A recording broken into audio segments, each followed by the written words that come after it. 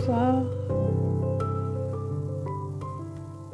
Donc voilà, troisième rendez-vous avec Philoplète.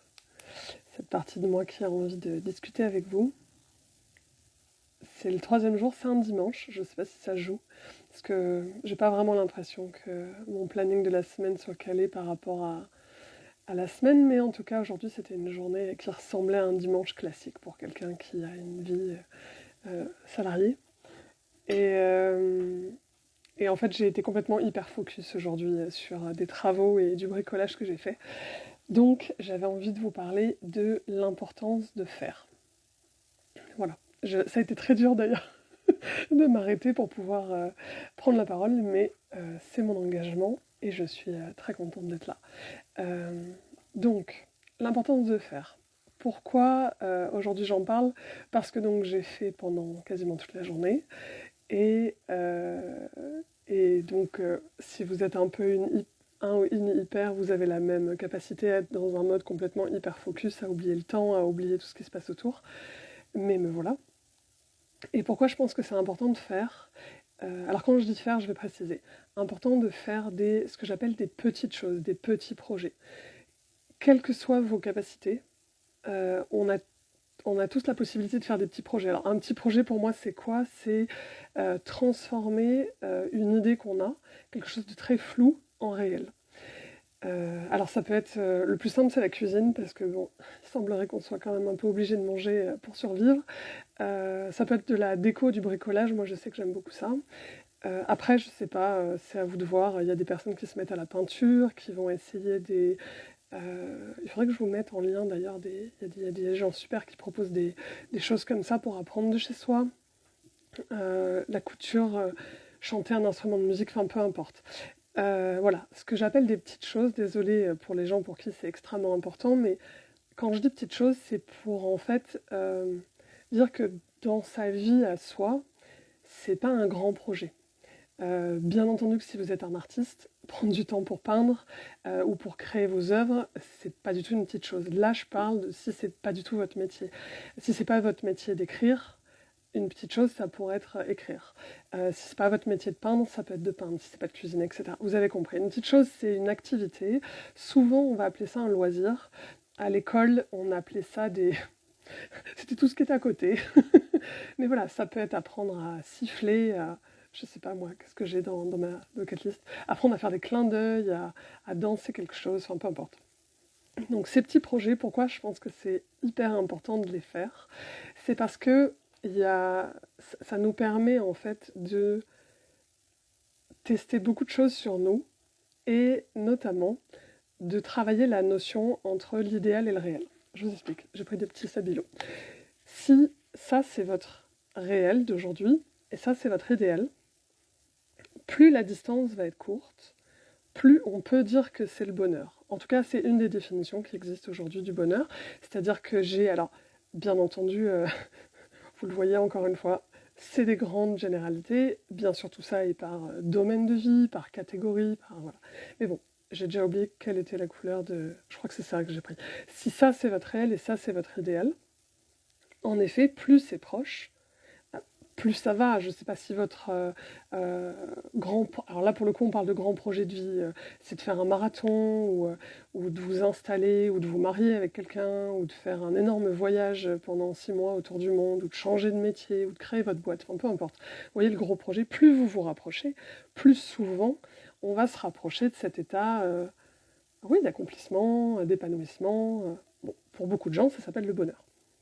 Ce qui est intéressant, c'est quand c'est très très loin. Quand on a des très très grands projets dans notre vie et qu'on n'arrive pas à les atteindre pour plein de bonnes raisons, je ne vais pas en parler aujourd'hui parce que c'est encore un autre sujet, s'entraîner à faire des petits projets, ça permet quoi? Ça permet de se rappeler qu'en fait, c'est pas du tout linéaire. Alors là, j'ai pas assez de mains, mais enfin, vous voyez, il n'y a pas un chemin et c'est pas tout droit. C'est... bon, si vous faites de la rando en montagne, ça ressemble plus à ça, la vie, quand même. Hein. Et donc, ça va dans tous les sens. Ça rappelle aussi qu'il y a des étapes, et je vous en avais parlé je crois que c'était ma première vidéo, il y a des cycles. Donc dans tous les cas, ça sera jamais linéaire, ça sera jamais tout droit, ça aura jamais l'air de ce qu'on avait imaginé. Et là, l'intérêt, c'est que quand vous êtes sur un énorme projet dans votre vie, surtout s'il est très très loin, ça peut créer énormément d'angoisse.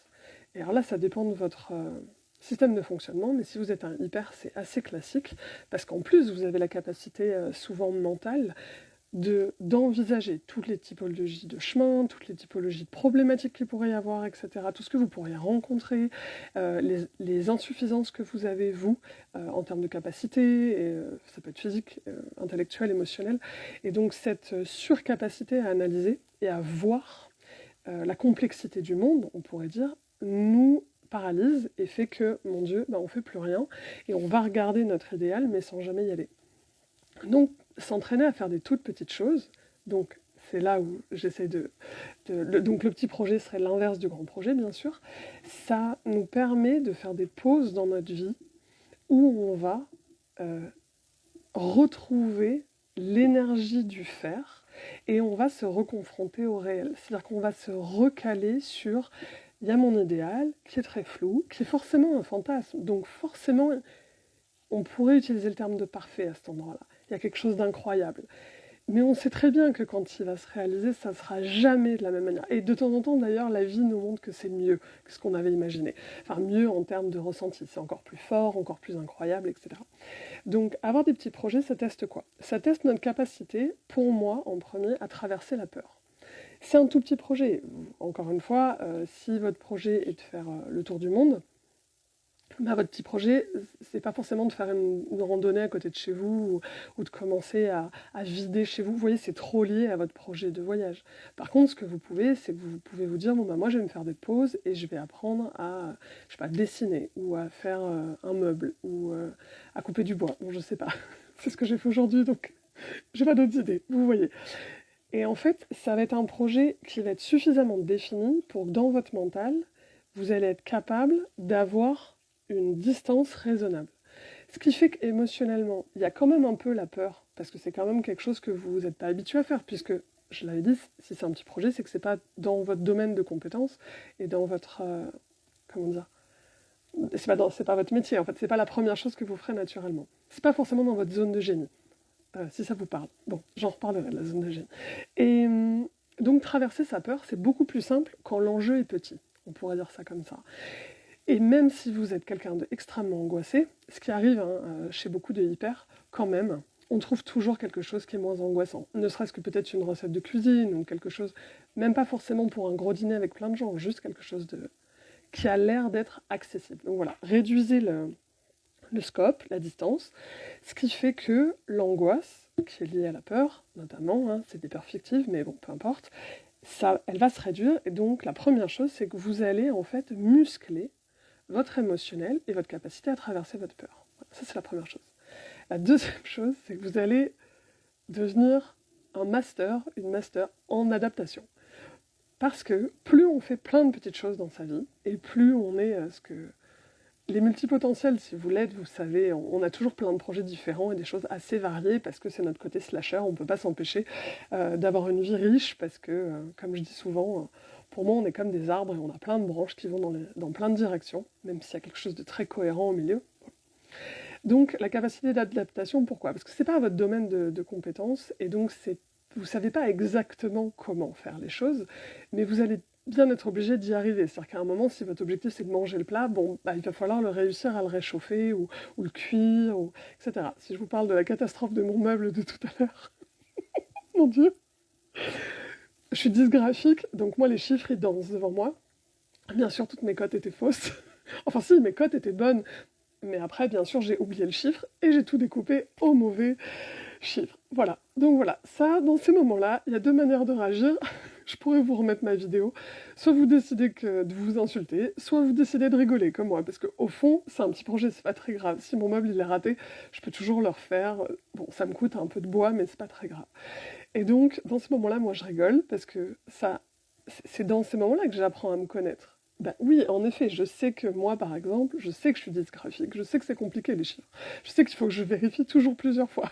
Donc la prochaine fois, je le ferai avec quelqu'un qui m'aidera peut-être à vérifier. Et donc vous voyez, c'est la troisième chose que je trouve géniale, c'est que non seulement vous allez, pareil, muscler votre capacité d'adaptation et peut-être d'autodérision, en tout cas moi ça marche, mais en plus vous allez optimiser votre process.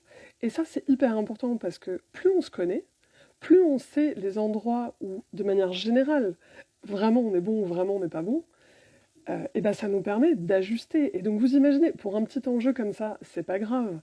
Mais quand ça devient un énorme projet, si c'est important, donc du coup, de l'importance d'être interdépendant et d'avoir besoin des gens autour de nous, parce que oui, on a besoin des gens, pareil, c'est un autre sujet, mais on est complémentaires pour une raison, hein.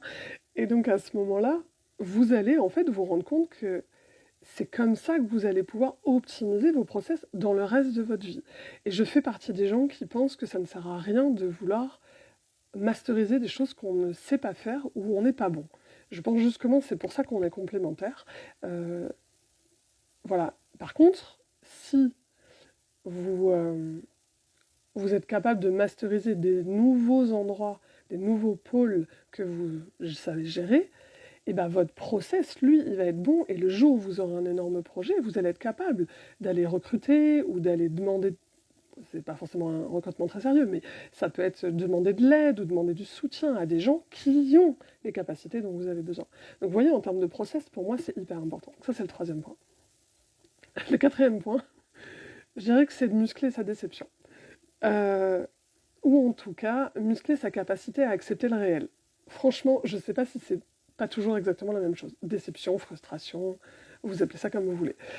Pourquoi c'est important et pourquoi c'est pour moi un point important? Parce qu'en fait, quand on parle d'intelligence émotionnelle, souvent, les personnes disent qu'il y a des, je vous en ai déjà parlé, des émotions dites positives et négatives. En fait, non, il y a des émotions désagréables et agréables. Ça, je vous en reparlerai à chaque fois, parce que c'est ce que j'adore. Et en fait, oui, la déception et la frustration, personne n'aime ça. Mais en même temps, c'est ça qui est intéressant, c'est de se dire, bah, moi j'avais un fantasme, j'avais quelque chose, j'avais ce projet, cet idéal qui était un peu flou, ça avait l'air merveilleux. Mais dans les faits, je suis arrivée à ça. Alors, toujours pareil, vous pouvez choisir de le prendre de manière extrêmement dure et jugeante, ou alors vous pouvez simplement vous dire, mais waouh, en fait je suis arrivée à ça avec les moyens que j'avais. Et toujours de vous remettre dans où est-ce que vous en êtes dans votre cycle d'apprentissage. Et c'est ça qui est intéressant quand je vous dis de l'importance de faire des petites choses, c'est que derrière, vous l'aurez compris, c'est qu'on va muscler notre capacité d'apprentissage. Et donc notre flexibilité en général dans la vie. Et en fait, souvent, ça vient, plus les gens font, moins les gens critiquent. Vous verrez, si vous avez ce que j'appelle moi des faiseurs autour de vous, des faiseuses, souvent, c'est des gens qui ne sont pas du tout critiques, qui vont vous dire que c'est génial. Et après, si vous avez envie d'augmenter, d'améliorer, de peaufiner, et que c'est une voie qui vous intéresse et que vous voulez continuer, la personne, là, vous pouvez échanger des petits tips, des petits tuyaux. Ah bah, tu aurais pu faire ci et ça, etc. Et c'est là que c'est génial. Internet est notre ami. Il y a 12 milliards de tutos et d'infos. Bon, bref. Donc, vous le savez mieux que moi, quand on va apprendre quelque chose, il y a plein de choses disponible et gratuit, très souvent. En tout cas, sur les premiers niveaux d'apprentissage. Et donc, vous voyez que l'importance pour moi, là, de muscler sa capacité à être déçu ou être frustré, elle sert à quoi?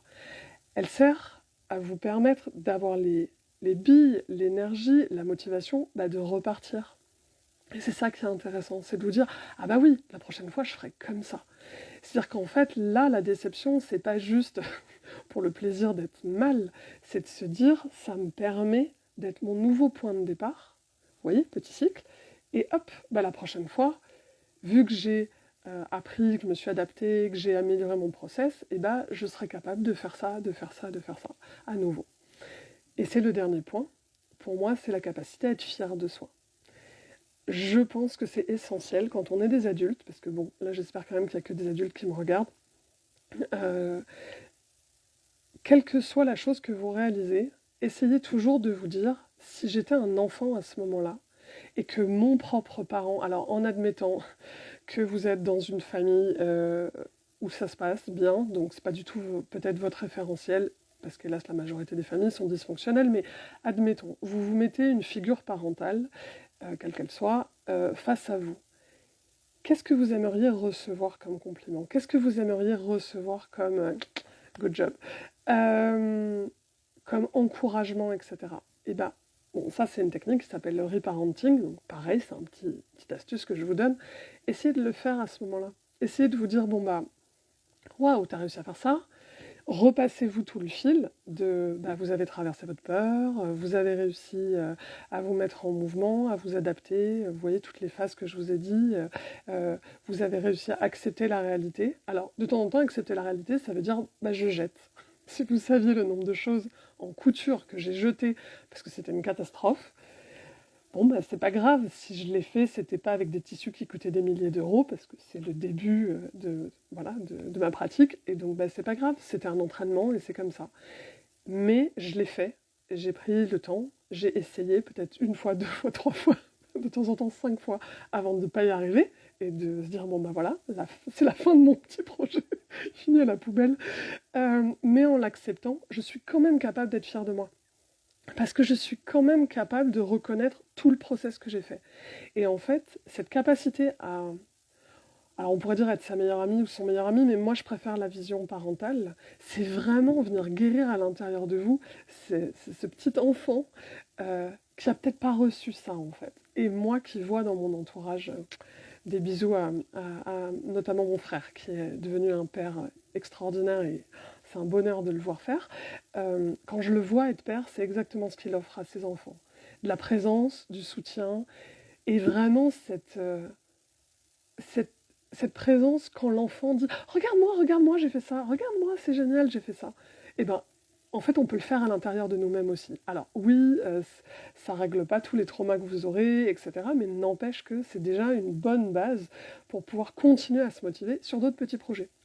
Et puis vous vous doutez bien qu'au bout d'un moment, les petits projets, ça va vous motiver à en faire des plus gros, et de plus en plus gros, et de plus en plus gros, parce que c'est quoi un gros projet ? Si vous êtes un peu chef de projet, vous le savez, c'est plein de petites tâches qui sont mis bout à bout, souvent faites par différentes personnes, mais bon, si c'est votre projet, ça peut être vous qui les faites toutes, ou comme je vous disais, d'aller chercher de l'aide, etc. Donc voilà, j'avais envie de vous parler ça parce que j'ai été en mode hyper focus avec mon meuble aujourd'hui, que je suis très fière d'avoir fini, même s'il ressemble pas du tout à ce que j'avais... S'il ressemble quand même un peu à ce que j'avais imaginé, et que ça m'a pris beaucoup plus de temps que prévu, ça aussi, c'est un apprentissage.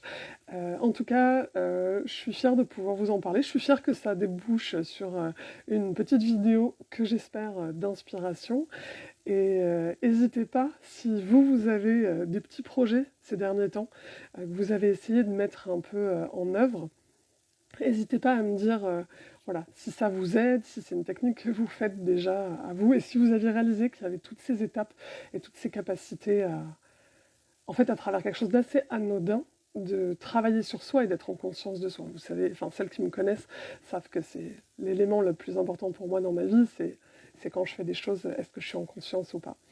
Et voilà, et je vois des personnes connectées que j'aime beaucoup, donc je vous fais des gros bisous. Et voilà, et d'ailleurs, il y a quelqu'un qui vient de se connecter, pour qui au début c'était la couture, c'était un tout petit projet et c'était juste du plaisir, et c'est en train de devenir quelque chose d'énorme dans sa vie. Donc pour moi, vraiment, faire, lancez-vous, essayez des choses, dites de loisir, dites juste pour le plaisir, et laissez-vous porter par la vie, laissez-vous surprendre, devenez plus capable, en conscience. Soyez fiers de vous et n'hésitez pas à me partager vos réussites, ça me fera très plaisir. Sur ce, je retourne à la fin de mon projet qui est de tout ranger. Voilà. Je vous embrasse et je vous dis à demain.